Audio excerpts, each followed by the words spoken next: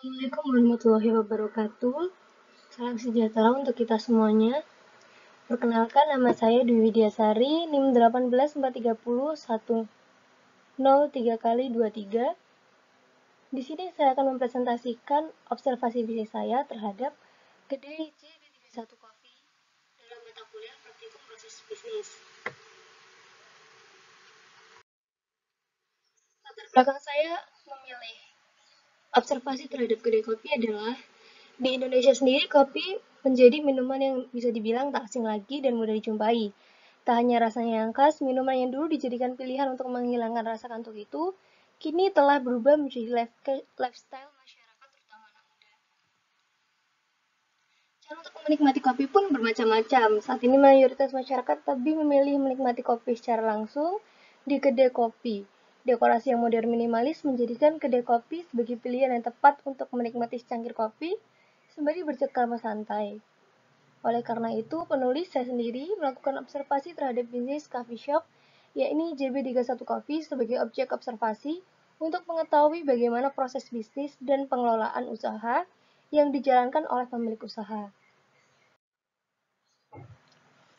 Tujuan dari diadakannya observasi bisnis ini adalah yang pertama, mengetahui bagaimana proses bisnis dari kedai kopi JB31 Coffee, menimbulkan jiwa kewirausahaan untuk generasi muda dengan mengetahui hasil observasi, mengetahui bagaimana langkah-langkah untuk mengembangkan sebuah usaha. Manfaatnya adalah dapat menjadi sebuah referensi kepada calon ataupun pengusaha kopi dalam menjalankan usahanya. Dapat menjadi pertimbangan bagi kedai kopi JB31 Coffee sebagai bahan evaluasi dan pengembangan dalam usahanya. Dapat menjadi inovasi baru dalam pemecahan masalah di sebuah usaha. Ini merupakan profil singkat dari JB31 Coffee.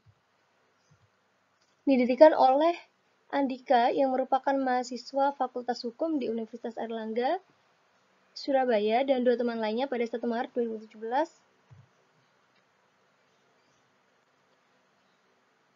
Andika dan rekannya saat itu mendirikan kedai kopi hanya di garasi rumahnya. Namun dengan modal seadanya dan memiliki tekad yang gigih, mereka mampu mengembangkan usahanya. Dan di tengah-tengah perkembangan usahanya, dua teman Andika memutuskan untuk tidak lagi melanjutkan di usaha tersebut, hingga membuat Andika kewalahan untuk bekerja sendiri. Akhirnya bisnis ini pun sempat vakum. Namun Andika kembali memutuskan untuk melanjutkan usaha ini dengan tema dan konsep yang lebih baik lagi, yang kini berada di Jalan Diponegoro nomor 3, Kelurahan Darmo, Kecamatan Wonokromo, Surabaya pada Oktober 2019. Usaha ini sudah memiliki cabang di kota Probolinggo. Visi dari kedai ini adalah menjadikan kopi merupakan sebagai minuman yang dapat dinikmati oleh segala kalangan, tidak hanya kalangan menengah ke atas, serta berusaha untuk membantu dan memfasilitasi para petani kopi dan roaster kopi di sekitar. Misi yang dijalankan oleh kedai ini adalah menjual kopi dengan harga bersaing dengan kedai kopi lain, tidak mengurangi rasa, kualitas maupun pelayanan, agar semua orang bisa menikmati kopi dan mereka berusaha membuatnya nyaman seperti terasa di rumah, mengambil biji kopi dari beberapa petani kopi yang masih kesulitan dalam hal penjualan. Struktur organisasi yang ada dalam usaha ini adalah pemilik sendiri Andika dan 3 orang barista, Lita, Daniel, dan Habib. Ini adalah contoh produk dari kedai ini. Nah, dalam kedai kopi ini terdapat 5 proses bisnis utama, yaitu proses persediaan atau perencanaan bahan baku, proses produksi, proses pemasaran, proses penjualan, dan proses pengiriman. Maka kita akan membahasnya satu-satu. Yang pertama yaitu ada proses persediaan. Di mana dalam proses persediaan ini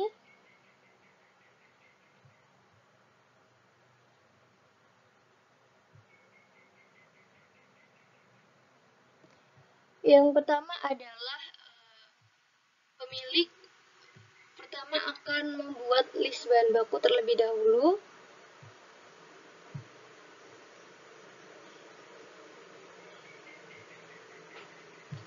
Kemudian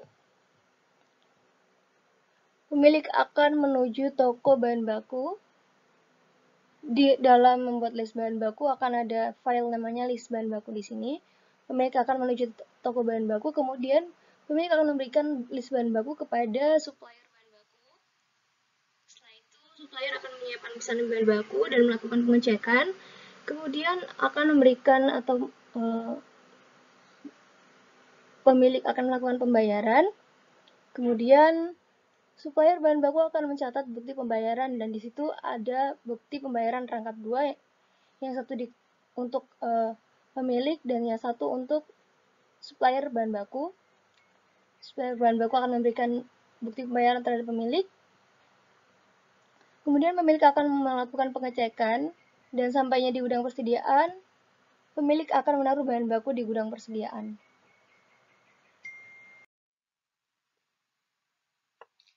Nah, di dalam proses produksi sendiri, langkah yang pertama yaitu ketika pelanggan memesan dan bagian produksi atau barista akan menerima pesanan. Dan di situ ada file yang namanya daftar pesan. Kemudian barista akan menyiapkan peralatan dan bahan baku dan akan membuat produksi sesuai dengan yang dipilih pelanggan, yaitu akan membuat melalui manual atau mesin. Jika menggunakan mesin, langkah pertama yaitu grinder biji kopi level fine, kemudian tamping biji kopi, masukkan portafilter ke mesin espresso, nyalakan tombol power, dan tunggu hasil espresso. Jika menggunakan manual, langkahnya adalah grinder biji kopi level medium, panaskan air, siapkan dripper dan kertas V60, seduh kopi pertama yaitu sebanyak 30 ml, seduhan kopi kedua yaitu sebanyak 80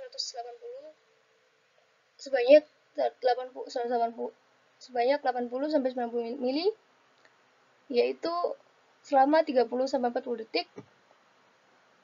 Seduh kopi ketiga yaitu sebanyak 120 ml, dan ketika dengan dua cara ini espresso telah siap, maka tuang espresso ke gelas dan espresso akan siap dinikmati. Yang ketiga ada proses pemasaran, yaitu di mana owner atau pemilik akan menghubungi tim kreatif. Dalam proses pemasaran ini, usaha ini memiliki tim kreatif sendiri, di mana yang dikerjakan tim kreatif adalah membuat konsep, membuat konten, membuat promosi, dan mengunggah konten-konten tersebut ke sosial medianya, dan melakukan analisa respon terhadap pelanggan. Dalam proses penjualan ini, mungkin agak banyak ya. Yang pertama yaitu ketika pelanggan telah memesan makanan, maka pelayan akan memeriksa ketersediaan makanan tersebut. Ketika makanan tersebut tidak tersedia, maka pelanggan akan memilih menu lain. Jika dia tidak ingin memilih menu lain, maka pelanggan akan segera meninggalkan kedai. Di proses ini, namun ketika dia memilih menu lain, maka pelayan akan membuatkan daftar pesanan, dan jika makanan tersebut tersedia, maka akan langsung membuat daftar pesanan. Kemudian pelayan akan memberikan nomor meja terhadap pelanggan, di mana pelanggan akan menerima nomor meja, dan pelayan juga akan menyerahkan daftar pesanan ke barista. Ketika nomor meja sudah diberikan kepada pelanggan akan duduk di tempat dan menunggu pesanan.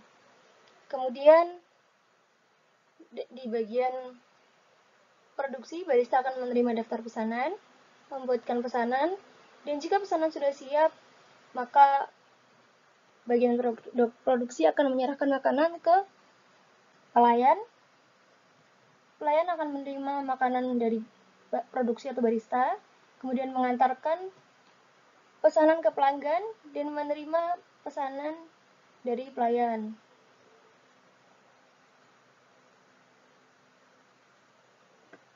Kemudian pelanggan akan menikmati pesanan, dan jika ada menu tambahan atau pesanan tambahan, maka pelayan akan membuatkan daftar pesanan dan memberikannya kepada barista untuk diproduksi ulang. Dan ketika pesanan sudah siap, pelayan akan mengantarkan daftar pesanan lagi kepada pelanggan. Dan pelanggan pun akan menikmati makanannya, kemudian akan melakukan pembayaran. Namun jika tidak ada pesanan tambahan, maka pelanggan akan langsung melakukan pembayaran. Ketika melakukan pembayaran, barista akan menunjukkan struk atau bill dan menanyakan sistem pembayaran. Pelanggan pun akan memilih menggunakan pembayaran melalui tunai ataupun vintage atau aplikasi seperti OVO atau GoPay.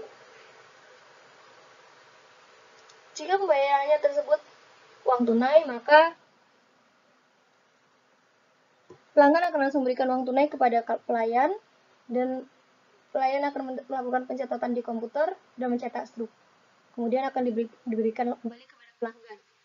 Namun ketika menggunakan vintage, maka pelayan akan memasukkan nomor telepon pelanggan ke app vintage, mengirimkan konfirmasi, dan pelanggan pun akan memencet tombol bayar dalam app vintage-nya. Kemudian pelayan akan melakukan pencatatan di komputer dan akan mencetak struk yang kemudian akan diberikan kepada pelanggan, dan pelanggan pun akan meninggalkan kedai. Seperti itu. Proses pengiriman. Yang pertama, dari barista sendiri, ketika pesanan dari pelanggan sudah siap, barista akan karena proses pengiriman ini hanya melalui aplikasi seperti penjualan online, maka ketika pesanan sudah siap, barista atau produksi akan langsung menyerahkan makanannya kepada driver. Driver akan menerima pesanan tersebut dan mengantarkan pesanan ke pelanggan. Kemudian sampai dengan pelanggan, driver akan menyerahkan pesanannya kepada pelanggan, seperti itu. Kemudian pelanggan akan menerima pesanan. Kesimpulan yang saya ambil dari observasi ini adalah terdapat beberapa hal yang perlu dibenahi dalam menjalankan operasional perusahaan, terutama di proses-proses yang berkaitan dengan penjualan seperti proses pemasaran dan proses penjualan. Kelebihan yang dapat saya simpulkan dari usaha ini adalah proses bisnisnya dengan pembagian tim, di mana memiliki tim kreatif sendiri untuk melakukan pemasaran melalui media sosial itu bagus. Kemudian kekurangannya adalah kurangnya media pemasaran digunakan dan kurangnya personil yang ada dalam usaha tersebut, sehingga mengakibatkan beberapa personil lainnya merasa terbebani. Saran yang dapat saya berikan adalah pemilihan nama dari usahanya sendiri tidak mudah diingat oleh konsumen, dan mungkin dapat menyederhanakan sistem penjualannya sehingga membuat proses tersebut menjadi efektif. Saran saya adalah agar konten yang dibuat untuk melakukan pemasaran lebih menarik dan mengikuti perkembangan tren masyarakat, terutama anak muda yang menjadi target utama dari usaha ini. Terima kasih, sekian presentasi dari saya, kurang lebihnya mohon maaf. Wassalamualaikum warahmatullahi wabarakatuh.